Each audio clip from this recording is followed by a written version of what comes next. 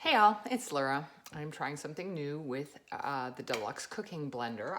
Another friend of mine, consultant, shared this with me and I thought I'd give it a try and you get to see how it works. So I have the blender set to the grind, oops, sorry, it's gone too far, to the grind setting. There we go. And you actually want to start it with nothing in it. And what I'm going to be doing is I'm going to be grating all of this Parmesan cheese.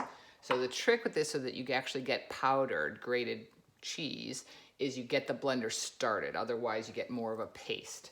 So I'm going to hit start. I may not be able to talk while it's going, so you'll have to just watch.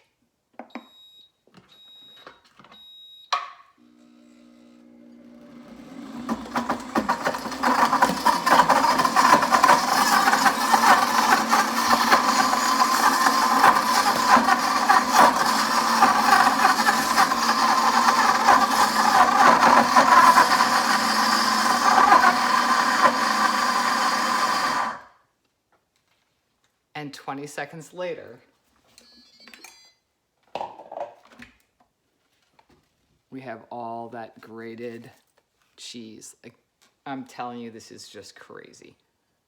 Look at that.